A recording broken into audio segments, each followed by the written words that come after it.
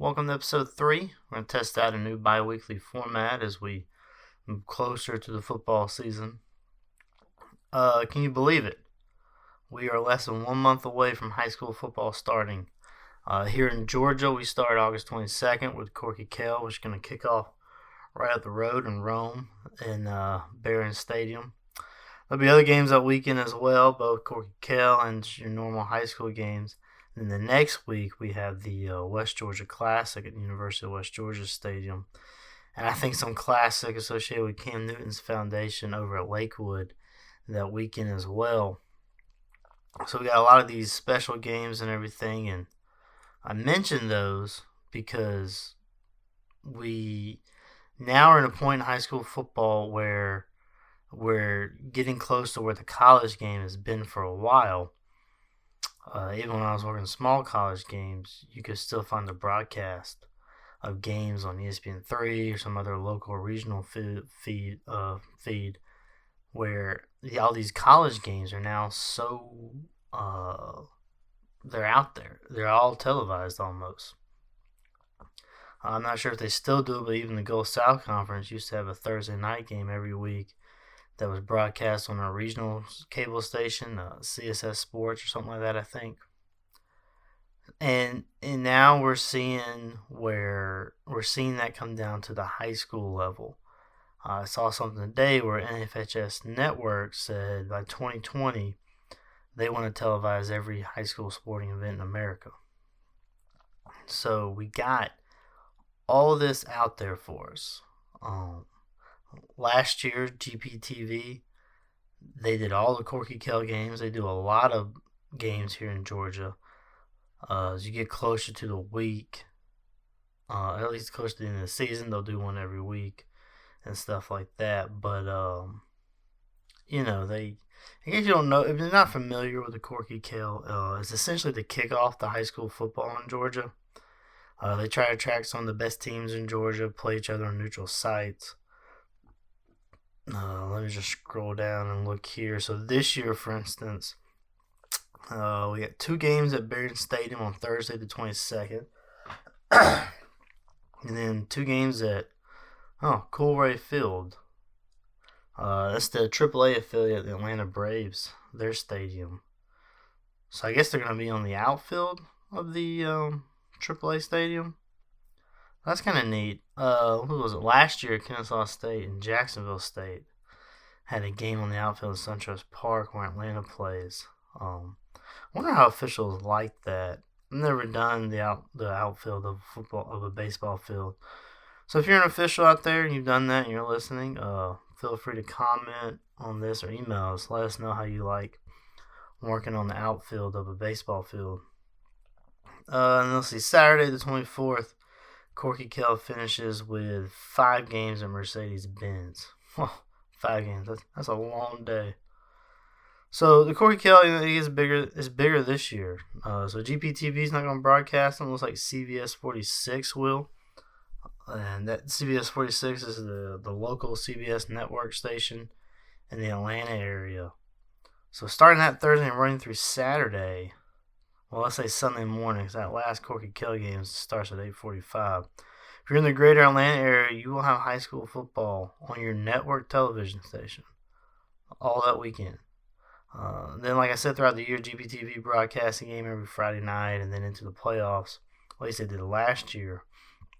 And they broadcast all 8 GHSA state finals. And then throughout the year, you have ESPN broadcast dozens of high school football games, both in season and out of season. Last year, ESPN came down here to Georgia. And they went down to South Georgia. And they brought a team from Maryland. And they played one of our state champions. That game was broadcast on ESPN. There were Geico signs all over the stadium. It was pretty wild. So you got these teenagers who are out there on the local, regional, and national stage. They're getting looks at by coaches. It's all great for them. I love it for the players. And I preface all this by saying I in no way want this to change. Because at the end of the day, that's who it's for the players. And if this exposes your players to better opportunities, then that's exactly what needs to happen. You hear a lot of stories about how you may have some linemen or wide receiver A college coach will come to look at some stud running back, but they'll see this offensive lineman or something like that who was not on their radar. Or they come to look at the running back and they'll pick up that offensive lineman, or even you'll see it on TV as well. So I don't want any of this to change. It's great for them, and that's who this is all for in the end. But is it great for the officials? Well, that's something we can dive into. Now, your cynics out there, your people kind of outside, they'll say, well, if you're a good official, what do you have to worry about? Which for the most part should be true. We should have the confidence and ability to officiate any play and have it stand up against video. But we're not perfect. We're not the robots of the Atlantic League, who aren't perfect either. And we don't have high definition eyesight or the ability to slow down and rewind plays. We have to make split second decisions based on what we saw and how we saw it. And we preach proper mechanics, proper positioning, both of which can greatly enhance your ability to make the right call. But things happen. Something occurs in which we have to alter our positioning, or a play happens between us, another player, or another official, and we're shielded. Sometimes we're just blocked out, and sometimes we just simply screw it up. That happens. All this happens, and all these things happen to great officials. How we respond to these mistakes, especially when they're broadcast all over social media and traditional media, that's the essential aspect of officiating now. And that's what separates those who love it and those who are simply here for a hobby. And we're getting to a point now where you really have to love this. If you don't, then it's simply going to be too much for you. A couple of years ago, especially if you're here in Georgia, you remember this. 2017 3A state final had a play, and this game was broadcast on GPTV. There was a play towards the end of the game, and it was a close game. I think the team going down the field was down by a touchdown, maybe, or maybe less than that. The side judge ruled the play as an incomplete pass, where many thought it was completed in either a first and goal, or some thought maybe it could have been a touchdown. And this play was shown on repeat on the broadcast over and over. It was replayed right there in Mercedes-Benz on that huge halo board for all the fans, coaches, and players in the stadium to see. You know, we don't have instant replay in high school, so I really wish they wouldn't show replays like that on the display board, but what are you going to do? It is what it is. As far as the TV broadcast showing it ad nauseum, do I like it? No, but, like GPTV in that instance, they have an audience. They have to look out for their bottom line. They have to do what's best for their ratings, their sponsors, and its entertainment. So I get it. But, that play also got national media attention. Frank Pereira and Dean Blandino broke it down on one of their segments. And then we put out a training video on it, which right now is still by far the most watched video we have on our YouTube channel. So if you want to go look at it, you can go to our YouTube channel, GHSA Football Training, and look for it. I think it's called 2017 GHSA Finals Part 1 or something like that. But, this play was just so analyzed and put out there. And it's, it wasn't an easy play. It was pretty bang bang. And that you can tell that just from, the divide in it. It's pretty much split in three camps. Some people think it's incomplete. Some people think it was a touchdown. Some people think it was short and should have been first and goal. And that's after we replay it over and over in slow motion. So that's how hard this gets. So handling that kind of micro analysis, this sort of magnifying glass on what we do on the field, that's now just part of the job of officiating. Some don't like it, and that's part of the job, and I get it. How would you like it if someone came behind you at your job and analyzed and questioned everything you did? Not your boss doing it or someone who's an expert on it, just some casual person. Not everyone likes that, but it's it's the job now of officiating. That's what we have to cope with. I don't think we should adjust how we officiate or anything like that. We go out there, we do what we do, but we need to be prepared to handle it. We need to handle it with class. I don't know if that official from that 3A game is still officiating now. I hope he is. I know right after it happened, several of us reached out to him, just kind of, hey, keep your head up. You made the judgment you had. Because that's what we are. At the end of the day, we're fraternity and officiating. We're the only ones who understand this job. We have to be there for each other. If we jump on each other for making mistakes, we're going to drive more officials away. And we can't afford that. So we have to support each other while also making each other better. And look, video is great. I love it. We use Huddle all the time. I use Huddle all the time. I think every officiating association in Georgia uses it. I know pretty much every football team in Georgia does. And now it's used in basketball. It's used in baseball, volleyball. I think cheerleading even uses it. Everyone uses it now. It is a great tool. You can make yourself better. You can prepare for upcoming teams, and you can see what we missed and why we missed it. It's not going anywhere either.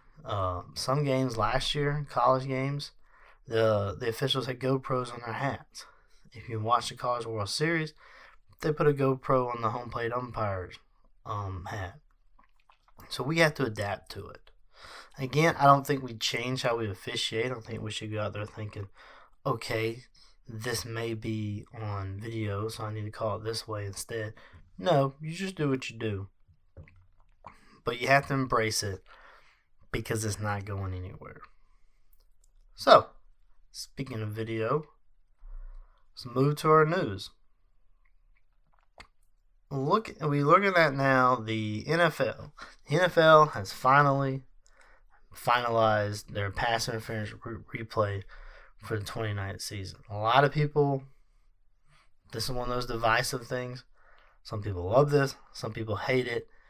I think this is a very reactive policy. This is in reaction to the who was it? It was New Orleans Saints and someone, Rams maybe.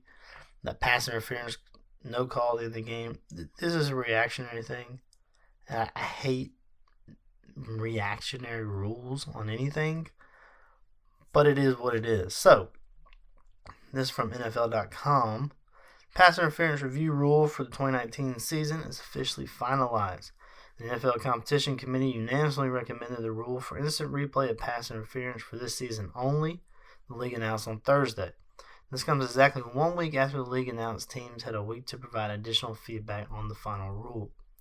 According to the final rule, pass interference reviews after the 2-minute warning of each half and during overtime will be initiated by the replay official.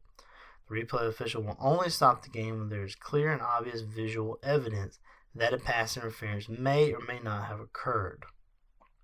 In an effort to limit excessive stoppages, any stoppage will occur under stricter criteria other than reviewable plays.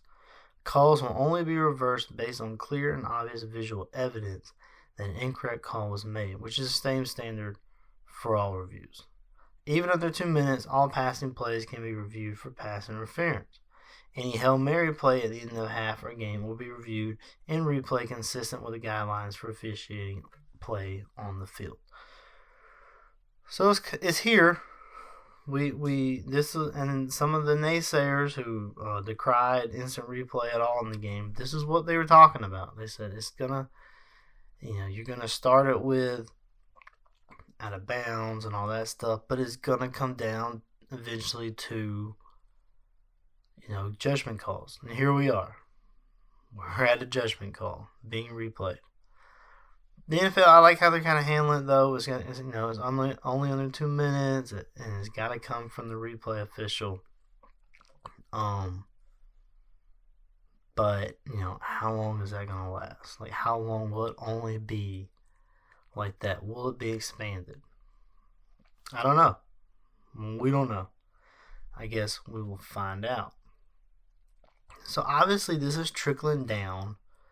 Now, everyone's already asking, well, hey, Is college football going to do this? So, here you go. This is from the Star Telegram. Will college football follow NFL's lead on reviewing pass interference?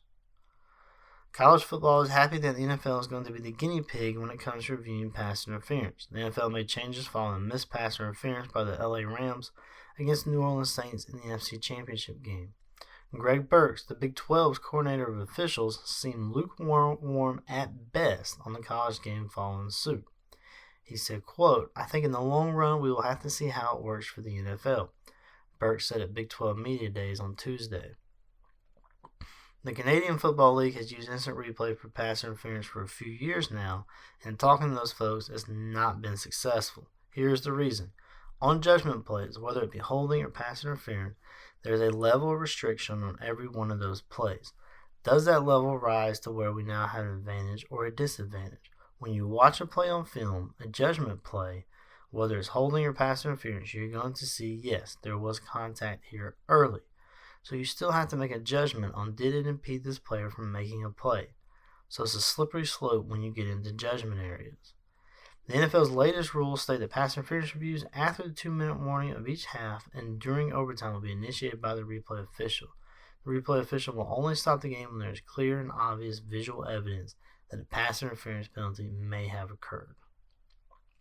So what he's saying is he's kind of getting at the crux of what we were always worried about, is that you have pass interference calls. It's a judgment call, and we say this in officiating all the time. We could call a foul on every single play if we wanted to, but we can't. We have to say, is there an advantage or disadvantage? And I think that's easier to tell on the field than it is from a replay. So that's kind of what we're getting into. All right, shifting gears to robot umpires. Yes, our new favorite topic here on the podcast, robot umpires. This is from Close Call Sports. Joe Torre doesn't want robot umpires in MLB. MLB Chief Baseball Officer Joe Torre weighed in on electronic ball strikes debate, concluding that he would prefer the traditional umpire concept on the field. Quote, "I like the game to stay human. I don't see the robotic strike zone happening." Torre joined Fox News Sports broadcast radio's The Dan Patrick Show to discuss the Atlantic League's experiment with ABS, which the Atlantic League would prefer is not used in the same breath as his vendor trap. Man, that gets into semantics here, but here's what Torre said. Torre explained in the Atlantic League experiment, "We test a lot of stuff. I like the game to stay human. Since we put replay in, I think everybody expects to get everything perfect. And I don't think that game is that way. I think our game, to me, is an imperfect game." The longtime Major League manager and league executive continued, "I'd hate to see us try to be too perfect because there's not a player out there that's perfect." So I like what he says. He's saying basically the players aren't perfect, so why should the umpires be perfect? And, he's right in most regards, but there's also, it's like when players or coaches or whatever, you can really see him kind of riding at an official, like really getting his face in his ear, and the officials we're told to stay calm and be rational. And a lot of that's just techniques on conflict de-escalating. You never want to escalate the conflict. You always want to de-escalate it. And one way to de-escalate it is by staying calm. But another reason we do that is because we have to kind of be above all that. And so as officials, we strive to have that perfect game, and we strive to stay above kind of all that fray. But at the same time, at the end of the day, we are not perfect, just like all these others. So he likes to say human. He's not a fan of it, and we're seeing a lot of stories coming out from the Atlantic League that it's not the most perfect system, but I don't know if it's going to come to Major League Baseball. I would be very surprised if it did. I don't know. Let's say a home plate umpire if he sees 100 pitches, which he's going to see a lot more, But let's say he sees 100 pitches and he gets 95 of them right. Is the cost and the headache of doing the ABS system worth those 5 pitches missed? If those 5 pitches are, maybe toward the end of the game or something like that, in a tight situation, maybe you can make the argument. It's still not a strong argument, but you can make it. If one of those misses is the first pitch of the game, what kind of impact did that have? So, it's. I think we're making a big fuss about this over nothing, but we'll see. One final story coming out of our friends in Tennessee. There's a big dust up. Something happened, and you can go online and look at the film. But basically, in the state championship game in Tennessee, head coach was ejected for a pretty good argument with one of the umpires. So this is again from our friends at Close Call Sports. Riding the dusty roads, failing the kids. So it kind of goes into the article here.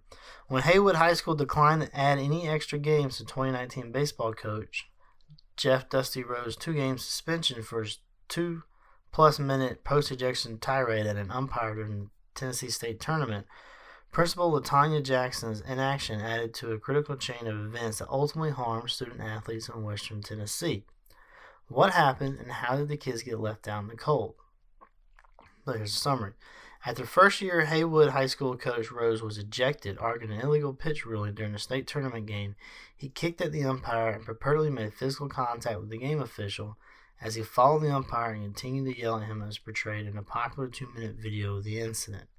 Afterward, the school announced it would not discipline Rose beyond the minimum penalty prescribed in the TSSAA's constitution, which led TSSAA Executive Director Bernard Childress to issue more severe sanctions against the high school itself, as the TSSAA handbook prohibits the state from punishing coaches beyond the minimum penalty. The book is written to empower schools to discipline their own employees. Meanwhile, TSSAA is authorized to punish the volatile schools and programs for the actions of employees and coaches, as well for a failure to address instances of misconduct. Haywood High School appealed the penalty, and the West Tennessee TSSAA Board of Control upheld Childress' sanctions, which include a 2-year postseason ban for the Haywood High School baseball team.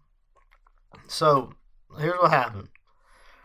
The TSSAA has a rule where they don't punish coaches any more than the minimum. So their minimum here was a 2-game suspension. They said, hey, you get the 2-game suspension, but Haywood High School, feel free to punish them more if you want.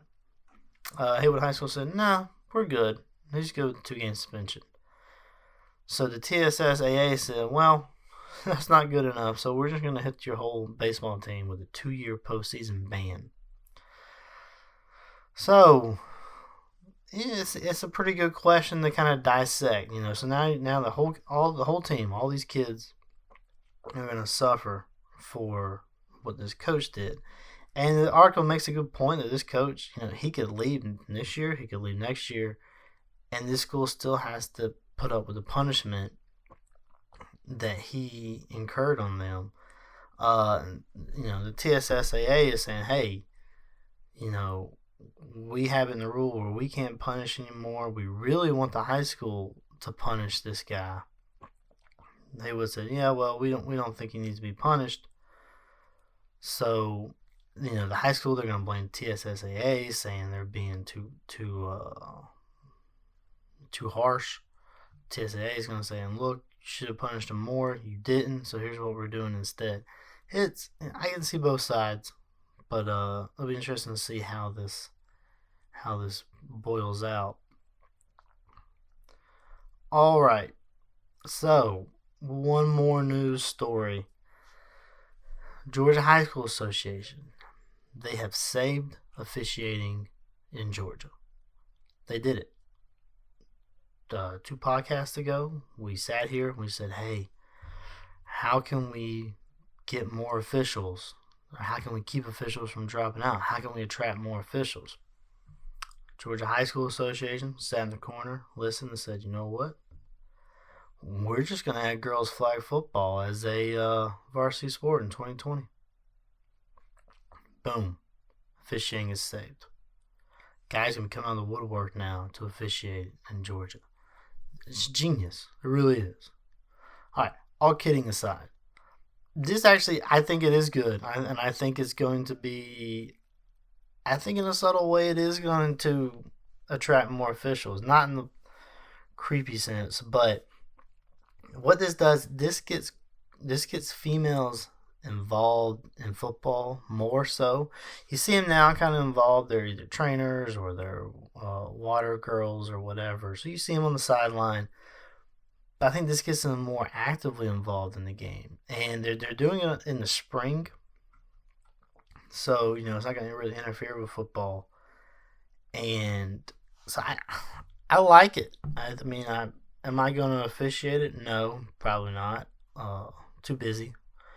But I can see a lot of people coming out to officiate it. And more importantly, I can see now maybe females possibly getting more involved in officiating in Georgia. And we're already seeing an uptick in it. The game we talked about previously, the 3A game that had the controversial play, that game, it's kind of been pushed to the side now. But the big news in that game was that was the first game in which a female was an official. A first state final game, First state final in which we had a female official. She's a very good official. I worked with her 2 weeks prior in a quarterfinal game. So she's a very good official. And like I said, it kind of got overshadowed because of everything that happened. But we're seeing more female officials in Georgia. We have a female state clinician now doing all the camps with us. And I think this move by Georgia High School to make girls flag football a varsity sport, like I said, it's going to bring more girls out. They're going to be more involved in football. And I think some of them will carry over and decide to officiate it. Or who knows, even better, they may stay on and coach. So I like it. It gets females involved in football.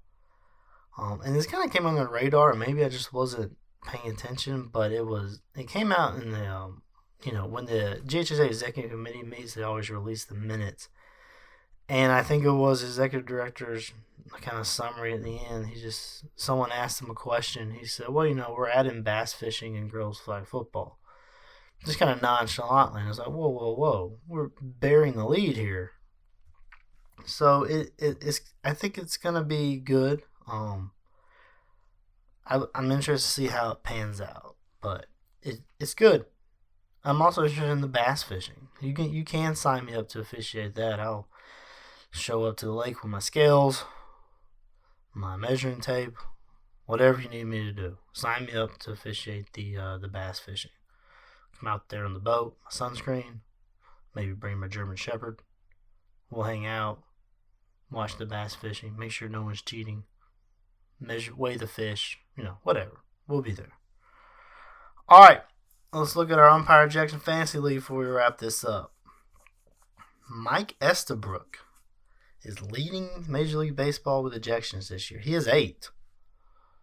The closest guy to him is our boy, Joe West, with 6. So, good job, Mike Estabrook, whatever you're doing. I don't know if that's good or bad. You got 2 with 5. Jeff Nelson and Jeff Kellogg both have 5 each.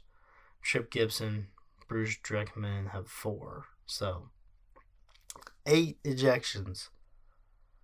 And we've done, 101 baseball games probably? I don't know. I only follow the Braves. So, all right, that's it for this podcast today. I hope you all enjoyed it. Like I said, we're try and move to this new bi-weekly format. Keep listening, subscribe, follow us on the YouTube channel. We're going to try and get this podcast on other hosting things like Spotify, SoundCloud, Apple iTunes. For now, just catch us on the YouTube. If you like this podcast, click the like button. If you didn't like the podcast, well, the other button works too. All right, that's the show.